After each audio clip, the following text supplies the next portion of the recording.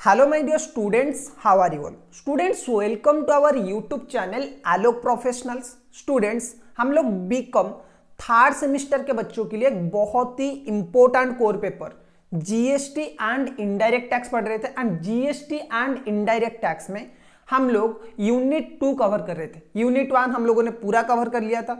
Unit 2 में हम लोगों ने बहुत सारी चीजें कवर कर लिया है, जैसे कि सप्लाई क्या होता है, different types of supply, activities without consideration supply treated as activities treated as supply without consideration, activities not treated as supply negative list under GST। फिर हम लोगों ने composition मतलब composite supply, mix supply क्या होता है वो हम लोगों ने कवर किया। हम लोगों ने time of supply and place of supply cover किया।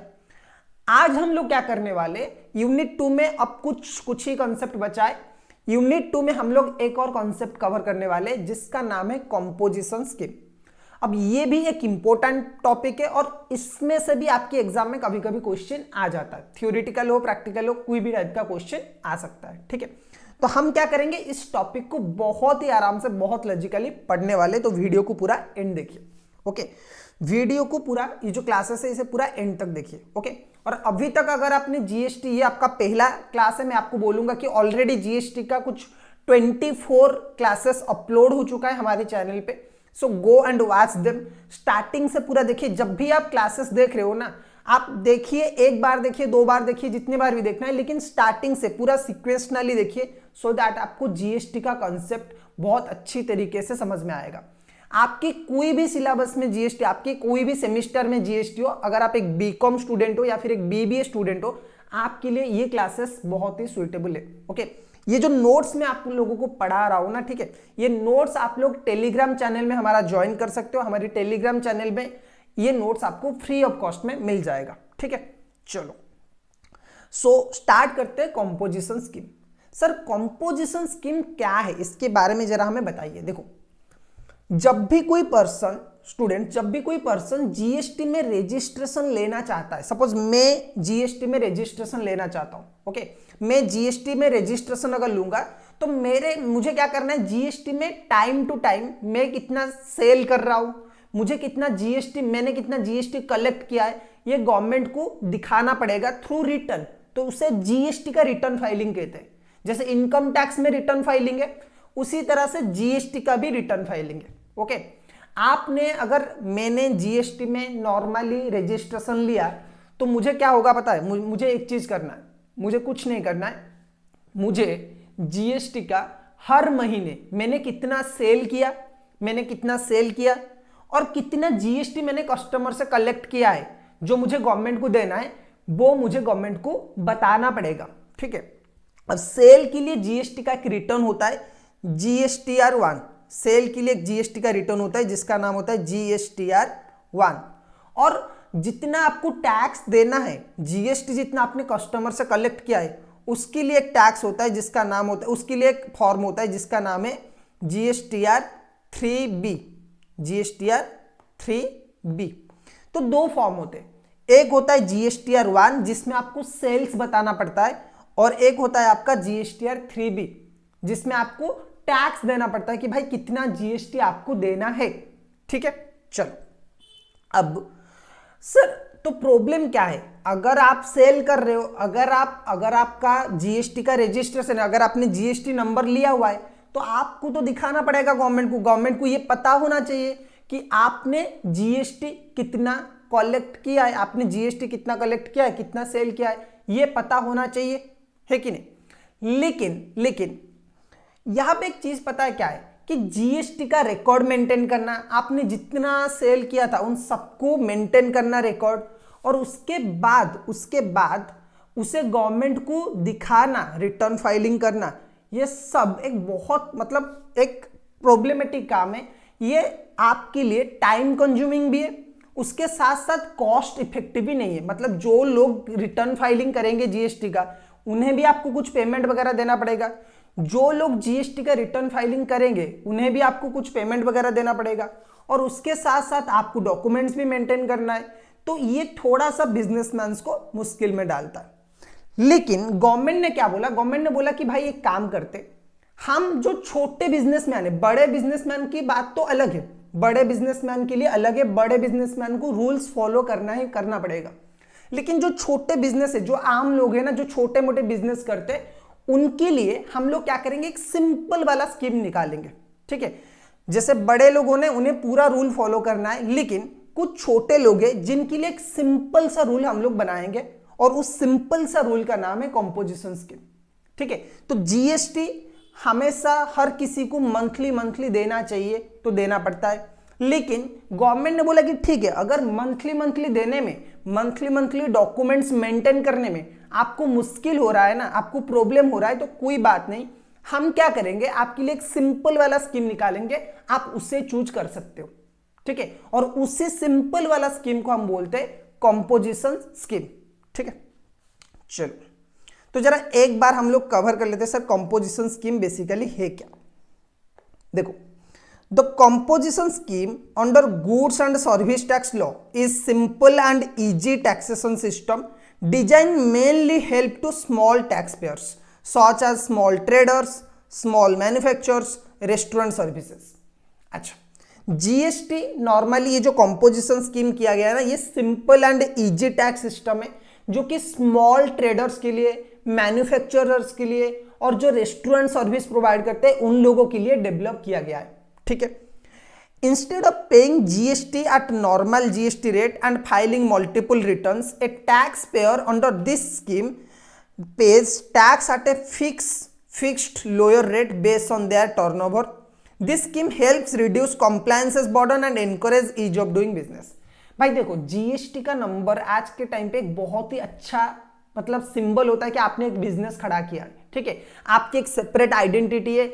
लोग अगर आपसे खरीदते हैं ना, आप जीएसटी का नंबर अगर आप अपने होर्डिंग पे लगा लोगे ना, तो लोगों को ज्यादा ट्रस्ट आएगा कि अरे नहीं नहीं, इस इंसान का बिजनेस वेरीफाइड है, गवर्नमेंट ने इसे जीएसटी नंबर दिया, मतलब गवर्नमेंट के पास इसका बिजनेस रजिस्टर्ड तो है ना। तो लोग जीएसटी नंबर के थ्रू, मतलब जीएसटी का नंबर अगर आपकी दुकान के सामने आपकी होर्डिंग पे लगा हुआ है, आपकी पैम्पलेट पे लगा हुआ है ना, तो उसमें क्या होगा ना, लोगों को ज्यादा ट्रस्ट आता है, तो लोग लेना चाहते हैं जीएसटी नंबर। बहुत सारे लोग आते हैं जो कि जीएसटी नंबर लेना चाहते हैं, लेकिन लोगों को ये प्रॉब्लम है कि भाई कौन भरेगा जीएसटी का रिटर्न, और आप रिटर्न भरो, उसके लिए पैसे भी दो, हमारा तो इतना इनकम भी नहीं आ रहा है। तो गवर्नमेंट ने बोला ठीक है, कोई बात नहीं, हम आपके लिए एक सिंपल वाला रास्ता निकालते हैं जिसका नाम है कंपोजिशन स्कीम। यहां पे आपको क्या करना है, जीएसटी का मल्टीपल रेट्स है ना, वो नहीं फॉलो करना है। 5%, 10%, 15%, मतलब जीएसटी का जो रेट है 3% हो गया, 5% हो गया, 12% हो गया, 18% हो गया, 28% हो गया, जो भी आपके परसेंटेज है ना, वो सारे के सारे परसेंटेज यहां पे काम नहीं करेंगे। हम आपके लिए सिंपल परसेंटेज निकालेंगे, सिंपल लोअर परसेंटेज में आपसे टैक्स लेंगे बेस्ड अपॉन योर टर्नओवर। जितना आप बेचते हो ना, जितना आपका सेल है, उस सेल के बेसिस पे हम क्या करेंगे, आपसे सिंपल रेट में, बहुत ही मिनिमल रेट में टैक्स लेंगे। ठीक है, अच्छा, कंपोजिशन स्कीम का सर मेन ऑब्जेक्टिव क्या है? कंपोजिशन स्कीम के ऑब्जेक्टिव अगर हम देखें तो सर क्या है, कंपोजिशन स्कीम को डिजाइन करने के पीछे, कंपोजिशन स्कीम को इंट्रोड्यूस करने के पीछे गवर्नमेंट का प्राइमरी टारगेट क्या है या फिर ऑब्जेक्टिव क्या है? देखो, बेसिकली 4 ऑब्जेक्टिव है। नंबर 1, मेजर जो ऑब्जेक्टिव है वो कि जो छोटे टाइप के लोग हैं ना, जो छोटे ट्रेडर्स है, छोटे बिजनेसमैन से, उनके ऊपर ये जो जीएसटी का बर्डन है ना, वो जीएसटी का बर्डन थोड़ा सा कम करना चाहिए। क्योंकि ऐसे ही ऑपोजिशन वाले हमेशा हल्ला मचाते रहते हैं कि जीएसटी आने से बिजनेस को बड़ा नुकसान हुआ है, जीएसटी आने के बाद लोग मतलब जीएसटी में ठीक से कंप्लायंस नहीं कर पा रहे, जीएसटी को ठीक से अडॉप्ट नहीं कर पा रहे। तो गवर्नमेंट ने बोला कि नहीं, हम अडॉप्ट करके दिखाएंगे। हम क्या करेंगे, छोटे लोगों को ये बेनिफिट देंगे। So to reduce the burden, to reduce the tax compliance burden for small business, main objective ये है to reduce tax compliance burden of small businesses, to promote ease of doing business. उसके बाद आता है to reduce the cost associated with maintaining accounts and filing frequent returns. भाई जो बंदा आपका जीएसटी का रिटर्न फाइलिंग करेगा, वो आपका क्या करेगा, देखो जीएसटी का रिटर्न जो भी फाइल करेगा, बहुत ही सिंपल है कि भाई जीएसटी का रिटर्न फाइल करेगा, आपका अकाउंट्स भी मेंटेन करेगा, आपका एनुअल रिटर्न भी वही भरेगा, उससे तो पैसा देना पड़ेगा ना, उसे एनुअली आपको 30-40 हजार तो मिनिमम देना है आपका बिजनेस में। ओके, एक बार अगर आप जीएसटी का रिटर्न फाइलिंग करते हो तो 1000 रुपए तो देना है, तो मंथली आप 1000 रुपए क्यों दोगे? तो छोटे बिजनेस के लिए ये बड़ा दिक्कत है। ओके, इसीलिए गवर्नमेंट ने बोला कि नहीं, आपको कोई बात नहीं, कोई बिल्कुल देने की जरूरत नहीं है, हम क्या करेंगे, हम आपके लिए सिंपल वाला रास्ता निकालेंगे, आपको फ्रीक्वेंटली फाइल करने की कोई जरूरत नहीं है। To provide a simple tax payment structure with a flat rate, एक आम आदमी को कैसे समझ, एक छोटे बिजनेसमैन को ऐसा समझ में आ जाए, सिंपल, इतना सिंपल टैक्स रेट आपको बना के देंगे सो दैट किसी को भी कोई प्रॉब्लम नहीं होगा। जितने भी छोटे बिजनेस वाले वो ये वाला स्कीम चूज कर सकते। अच्छा सर, अब ये बताइए कि कंपोजिशन स्कीम चूज कौन कर सकता है, किससे राइट है, किसके पास मतलब कौन कंपोजिशन स्कीम का बेनिफिट ले सकता है, और इसमें कौन कौन कंपोजिशन स्कीम का बेनिफिट नहीं ले सकते। देखो, who can opt for composition scheme benefit, eligibility criteria क्या है सर। देखो, so a tax payer can be eligible for composition scheme, एक tax payer composition scheme choose कर सकता है if their aggregate turnover in the previous year did not exceed 1.5 crore in most states, और मैं बोलूं कि all states, and 75 lakhs in special states. क्या बोल रहे सर, क्या बोल रहे सर, दोबारा बोलिए। ये आपका एमसीक्यू आ सकता है, मैं बोलूं ये आपका एमसीक्यू आ सकता है। क्या बोल रहे हैं, देखो, बोल रहे हैं कि सर कंपोजिशन स्कीम कौन ले सकता है, सर कंपोजिशन स्कीम कौन ले सकता है।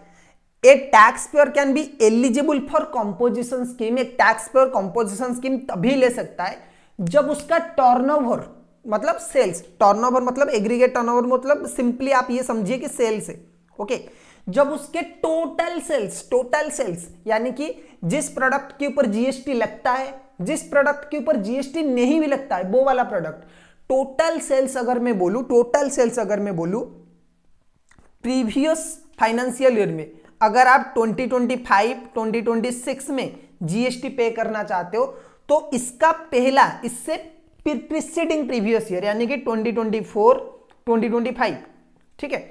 अगर आप 2025-2026 में जीएसटी का ये स्कीम चूज करना चाहते हो तो आपको चेक करना पड़ेगा 2024-2025 में आपका टर्नओवर कितना नहीं होना चाहिए, 1.5 करोड़ यानी कि 1.5 करोड़ से कम होना चाहिए।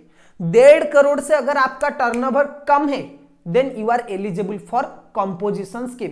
अगर 1.5 करोड़ से ज्यादा हो गया ना तो आप बड़े आदमी में, बड़े बिजनेसमैन में आ गए तो गवर्नमेंट बोलते कि नहीं अब ये स्कीम आप चूज नहीं कर सकते, ठीक है। सो अगर आप कंपोजिशन स्कीम का बेनिफिट लेना चाहते हो तो आपका जो टर्नओवर है वो प्रीसीडिंग प्रीवियस ईयर में, अगर आप 2025-2026 में लेना चाहते हो तो आपका 2024-2025 में टर्नओवर का लिमिट कितना होना चाहिए, 1.5 करोड़ होना चाहिए। ये ऑलमोस्ट हर एक स्टेट के लिए, लेकिन कुछ नॉर्थ ईस्ट स्टेट्स है हमारे, ओके, कुछ स्पेशल कैटेगरी स्टेट्स है, बेसिकली नॉर्थ ईस्ट स्टेट्स है जो कि थोड़े से अंडर डेवलप्ड है, इनके लिए लिमिट जो है ना इसका आधा है, यानी कि 75 लाख का टर्नओवर देखा जाएगा। किस केस में, आपका अरुणाचल प्रदेश, मणिपुर, नागालैंड, त्रिपुरा, मेघालय, मिजोरम, उत्तराखंड। सर आसाम भी तो आता है, नहीं, आसाम 1.5 करोड़ कैटेगरी में आता है, ठीक है।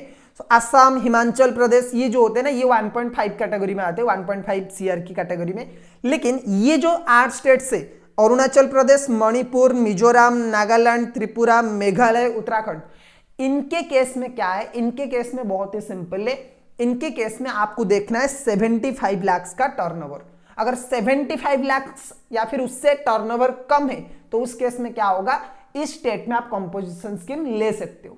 लेकिन अगर 75 लाख से ज्यादा है टर्नओवर तो इस केस में आप कंपोजिशन स्कीम नहीं ले सकते, ठीक है। अच्छा, पहला कंडीशन ये है कि टर्नओवर इतना होना चाहिए। So who are eligible for composition scheme, पहला जो कंडीशन है वो है aggregate turnover did not exceeds, aggregate turnover in the previous year did not exceeds 1.5 CR in all other states and 75 lakhs in case of Arunachal Pradesh, Manipur, Nagaland, Tripura, Meghalaya, Mizoram, Uttarakhand.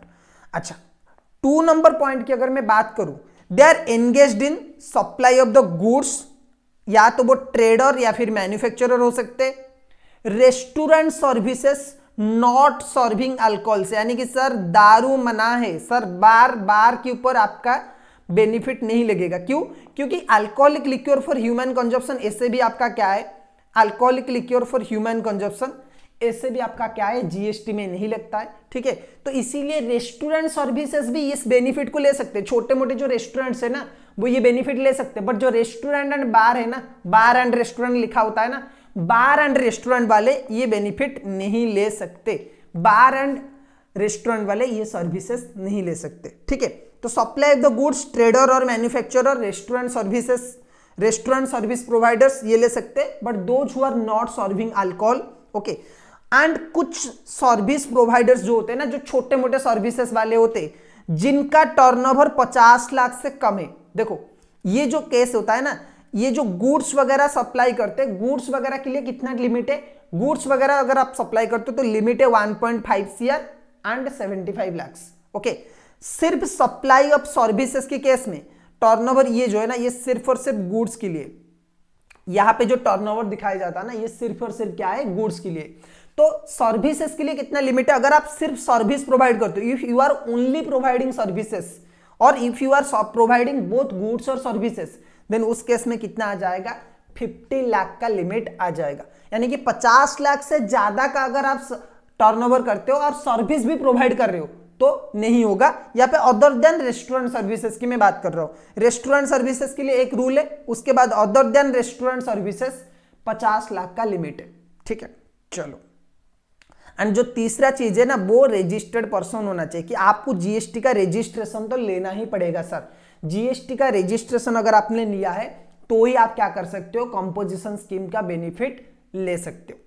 चलो sir, अच्छा sir कौन कौन से इंसान कंपोजिशन स्कीम का बेनिफिट नहीं ले सकते, वो जरा बताइए। ये तो आपने बताया कि कौन कौन से पर्सन कंपोजिशन स्कीम का बेनिफिट ले सकते। सर कंपोजिशन स्कीम का बेनिफिट कौन कौन ले सकते ये तो आपने बता दिया, जरा हमें ये बताइए कि कौन कौन कंपोजिशन स्कीम का बेनिफिट नहीं ले सकते। देखो ये जो लोग हैं ना, ये कंपोजिशन स्कीम के बेनिफिट नहीं ले सकते। और ये मैं बोलूं कि एक बहुत ही इंपॉर्टेंट क्वेश्चन होने वाला है आपकी इंटरनल और सेमिस्टर के लिए। आपके सेमिस्टर में आपके एग्जाम में एक इंपॉर्टेंट क्वेश्चन ये आ सकता है कि who are the persons not allowed to opt for composition scheme. देखो क्या बोल रहा है, the following persons are not allowed to opt for composition scheme. Number 1, a person engaged in interstate supply of the goods. Wow great. क्या बोल रहा है कि भाई अगर आप गुड्स एक स्टेट से दूसरे स्टेट को बेचते हो ना, एक स्टेट से दूसरे स्टेट में सप्लाई करते हो, सपोज मैं रहता हूं भुवनेश्वर में, मुझे क्या करना है, मुझे गोवा में गुड्स भेजना है। अगर मुझे गोवा में गुड्स भेजना है, मैं कंपोजिशन स्कीम नहीं ले सकता, मुझे रेगुलर सर्विस लेना पड़ेगा, मुझे रेगुलर जीएसटी लेना पड़ेगा। इसके पीछे कारण है, क्यों कारण है पता है, कि जो कंपोजिशन वाले होते हैं ना, गवर्नमेंट जब आपको कुछ बेनिफिट देता है तो आपसे कुछ लेता भी है। कोई चीज दुनिया में फ्री नहीं है। ठीक है सर, आप तो फ्री में पढ़ा रहे हो, अरे मैं तो आप लोगों को, मैं तो चाहता हूं कि कॉमर्स की डेवलपमेंट हो।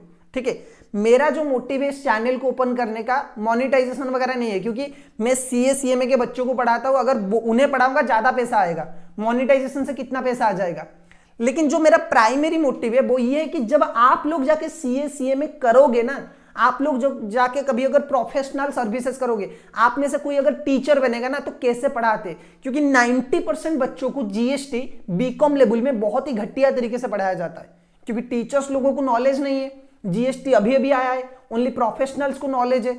इसीलिए जो टीचर्स, मतलब बहुत सारे टीचर्स जीएसटी स्किप भी कर लेते, तो जीएसटी इनकम टैक्स वगैरह सही ढंग से पढ़ा लेते, लेकिन जीएसटी की अगर मैं बात करूं ना, जीएसटी कोई ढंग से नहीं पढ़ा रहा है।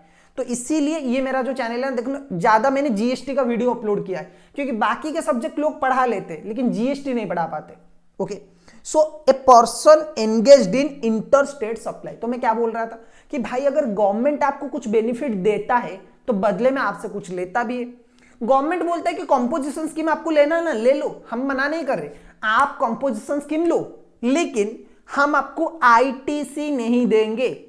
इसका मतलब सर इनपुट टैक्स क्रेडिट नहीं देंगे, बिल्कुल।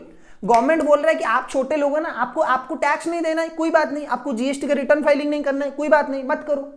बदले में आप क्या करो, कंपोजिशन स्कीम ले लो और आईटीसी मत लो। आप हमेशा आईटीसी लेके सेटअप कर देते हो ना टैक्स, हमें ज्यादा नुकसान होता है आईटीसी की वजह से। अब हम क्या करेंगे, आपको आईटीसी नहीं देंगे।